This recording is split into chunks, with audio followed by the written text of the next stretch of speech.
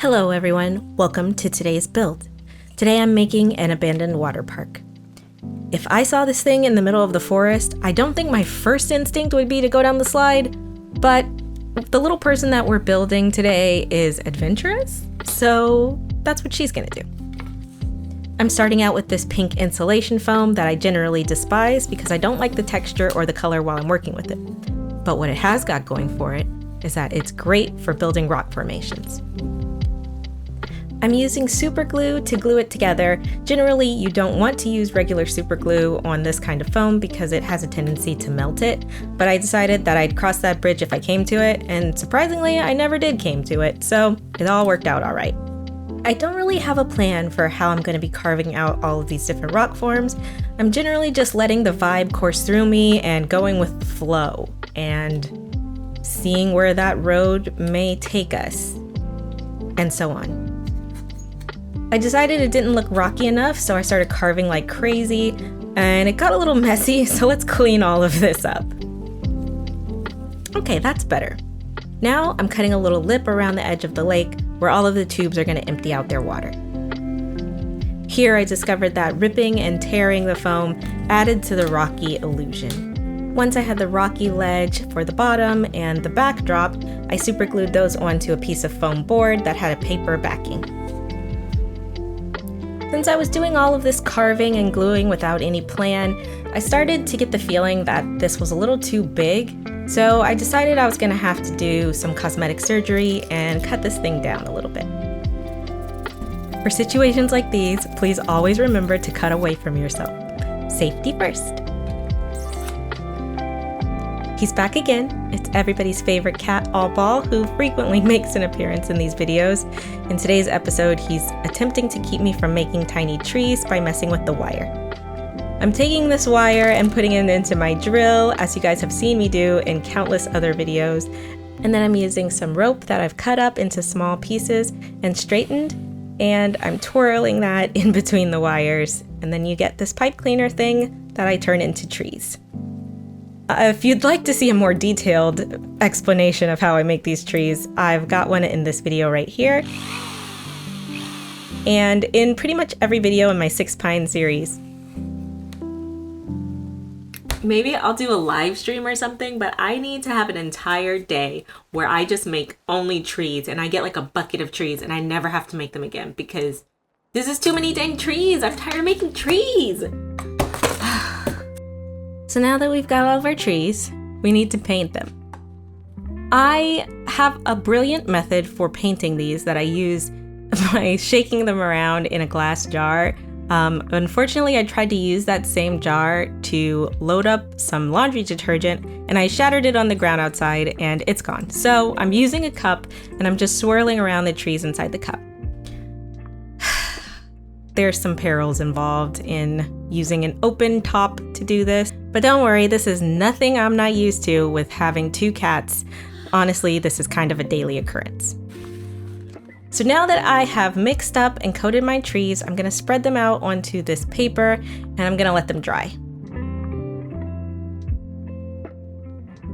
And while I have this dark color mixed up, I'm gonna try and keep everything coordinated by using that same paint to go over the rocks. I'm gonna end up giving this thing a few layers of paint. For one reason, because I didn't know what color I wanted it to be in the end of the build, and for another reason, I needed to cover up all of this purple from the insulation foam, so that required a few different coats. After the paint was dry, I gathered up some moss, some static grass, and various bits of detritus, and then I chopped those down to be the faux forest floor of this build. I'm using wood glue because I tend to use wood glue for everything, but normal white PVA glue would work here just as well. I spread the glue around, attempting to not get it all over the back of the rock formation, and then I sprinkled on the little mixture I'd created. I was going for fallen leaves and grass, and then I was trying to make these look like little bushes. These are little pieces of moss. But in the end, I covered all of this up and it kind of disappeared in the model. But it's nice to know that it's there, I guess. I'm doing a base coat of Mod Podge and black paint, which is a solution that I discovered on Black Magic Crafts channel here on YouTube. So definitely shout out to him because I use this all the time. I'm switching gears a little bit while that's drying so that I can work on the Waterslide tubes. I went through a lot of options trying to figure out how to create these. In the end, I decided to make them out of polymer clay. Rolling the tube between glass and my cutting mat smooths it out and makes sure there's no fingerprints. I tried to make a frame that I could wrap this around, but it just kept slinking down on me and it wouldn't keep its shape, so I had to make some tiny crutches to help it while it was in the oven.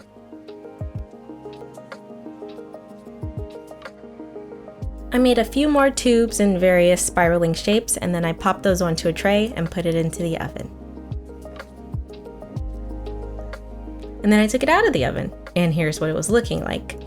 It looked pretty good, but I had to trim the edges, and there were a couple of cracks in some places, so I had to patch those in and give it another bake. I'm using my clay roller to roll out a piece of clay, and that's going to help me keep it all uniform while I'm trying to make the little ridges that go around the tube. I usually try to be as precise as I can be with these builds, but art doesn't really agree with that part of my nature, so oftentimes it just looks a mess, but that's part of it, and I love every bit of it. I'm using a tiny drop of translucent liquid Sculpting, and that's the glue that I'm using to put the strips onto the tube. After I put on these strips, I'm going to cut little pieces to go in between the strips, and then I'm going to bake this whole thing one more time before everything is complete. I'm smoothing everything out and trying really hard not to get my fingerprints in the liquid Sculpting. Now that the tubes have baked another time, I'm going to just use my X-Acto knife and carve out the ends because I need to make the little lip where the person is going to come flying out of this Waterslide. After I had finished carving them, I felt like they still weren't deep enough, so I used a hand drill to make them a little bit deeper. Since I made the Waterslide tunnels out of polymer clay, I felt like it would be easy to make the stands out of clay also. So I made some tinier tubes and some bases for them, and this is going to hold the tubes up and in place.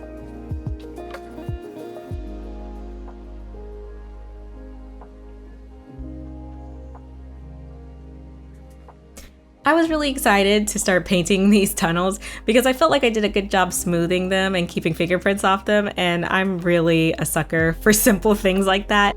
I'm just using acrylic paint, but I used a little bit of a more name brand expensive paint this time to see if there was any difference between the craft paint that I usually use. In the end, it did make a difference. The colors were a lot brighter and more vibrant and saturated, but that's actually the opposite of what I wanted for this abandoned park, so I'm gonna have to go in and fix that later. I painted the cliffs a few more times because I really couldn't decide what I wanted. In the end, I landed on green. But I once again decided to do some more cosmetic surgery to this thing, and I needed to change the size.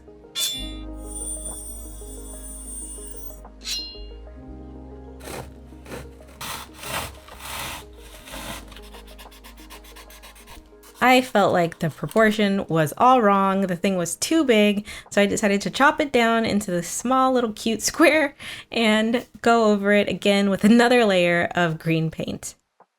At this point, I felt a little bit better about it, so I started adding in the trees. Next, I added in the water slides. And I'm just using super glue to hold everything in place. I tried to make the water slides as criminally unsafe looking as possible because in my imagination, the backstory for this place is that the person who was the owner didn't use any kind of regulation when he was building this thing, and there were several injuries which led to the park's closure. It was long forgotten about. He moved on to bigger and better things, opening a mall somewhere or something like that, and eventually we stumbled across it. I decided to have the water slides shoot off into nothing, which our little adventurer didn't know when she climbed aboard at the top of the water slide in a different part of the mountain. I mixed together some dark gray paint and watered it down to be a wash to go over the pipes because I wanted to make sure they looked grungy and they were looking a little bit too new and sparkly clean. I added some green paint to touch up the trees and to brighten up certain areas of them, and then I watered that down and went over the pipes again. I used some of that same green paint on the pond to make it look like some areas were a little bit more shallow than the other areas. This is gonna all go underneath some UV resin later on. I added some last little details to make it more grungy, and then I moved on to making the person. I started by making an armature out of wire, and I am definitely getting better at sculpting, but I did have a few problems when I was sculpting this little person. It's really hard for me not to want to put in a lot of little details, and I just can't do that at this scale, at least not yet. So I was getting caught up on that, and I think I was overworking it. I made a little inner tube for her to sit in while she's going down the slide, and a couple more that have just accumulated on the side of the river. And then she was ready to get baked. I could have saved myself a lot of time and effort with painting this and potentially made it look a lot better if I had sprayed it with primer first, which is what I usually do when I'm painting something that I've made out of polymer clay. But I forgot about that, so I just started painting it, and then I had to do a lot of layers before the paint actually stuck to the clay. But in the end, I was able to achieve mostly what I was going for, although I do think some of the paint layers kind of built up and made it a little bulky. Also, I stuck these to a piece of wood that I had lying around, and I used double-sided tape, and that's not a good idea if you're trying to stick something down to paint, because every time I touched it with the paintbrush, she just like rolled to a different part of the paint. It wasn't secure at all.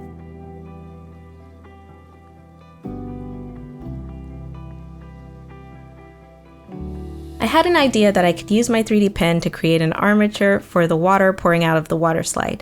I'm using clear PLA filament in the pen because I want it to disappear once I pour the UV resin. I created a few strands bridging the base between the Waterslide and the bottom of the diorama, and then while everything was still cooling down, I molded it into the shape of pouring water. I'm still practicing and learning with this pen, so I think that my technique definitely could have been better, but the result turned out much better than I could have hoped. Once I get enough practice and I'm able to control the stream a little bit better, I can do some crazy water effects with this thing.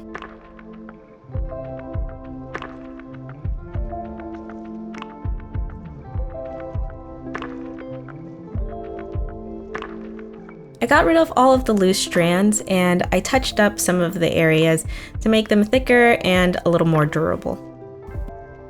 Once that was complete, it was time to add the resin. I'm using UV resin, and I'm adding a drop at a time of paint to it to tint it this gross green color of the neglected water park.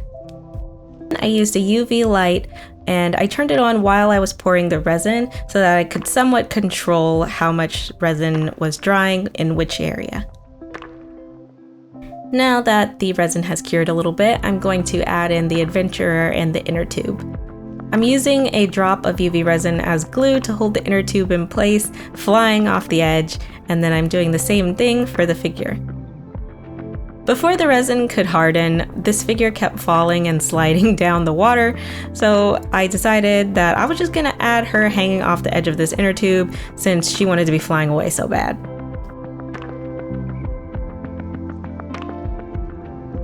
Now I'm adding the other inner tubes that I've washed up on the side of this little pond, and I'm adding the rest of the UV resin to come out of the other water slides. Now I'm curing everything one more time with my UV light. It's time for the resin pour. Dun, dun, dun, dun. I'm using the Scotch tape to be a barrier to keep all of the resin inside of the diorama and not going all over my desk. Usually people use 2-part epoxy resin when they're going to be pouring it into a build, but since my project is so small, I decided to just use some UV resin, and also this is going to save me like a day or two of waiting for it to harden. I'm mixing it up, and I'm adding in some paint to try and match that green color of the water that's pouring down. Then I go in around the edges and use some of the UV resin and cure that first. That's going to act as another barrier to keep it from going everywhere. And then, to be even safer, I put it in a pan. Now I'm pouring the resin in, and I'm gonna smooth that out and make sure it gets into all of the nooks and crannies of this piece so that there aren't any places that just for some reason have no resin.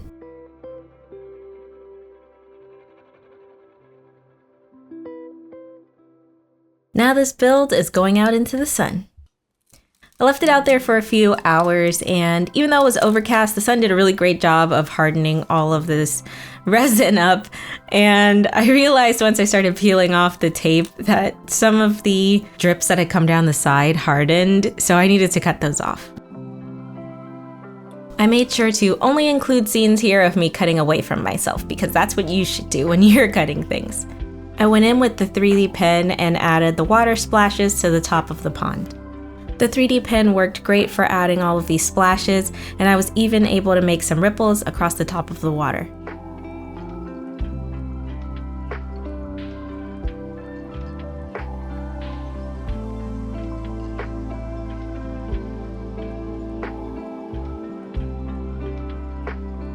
I blended it all together by adding more UV resin over the top. And since these layers were thin, all I had to do was use my UV light on top of my desk to harden those ripples.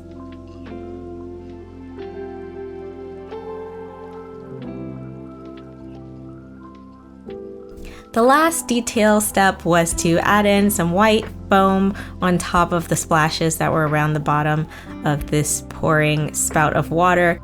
And I put a little bit around the edges, wherever it looked like there was water splashing up against an object. And with that, everybody, the project's complete. High five!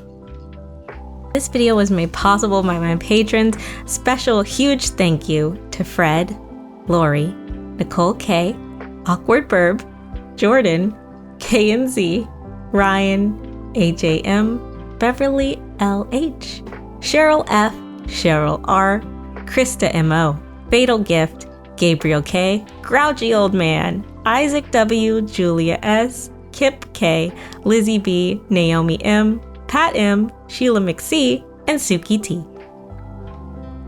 And here are the final results. Thank you all so much for watching. If you liked the video, don't forget to give it a thumbs up, but better yet, subscribe, and that way YouTube will let you know when the next video is out. Alright guys, I'll see you next time. Bye.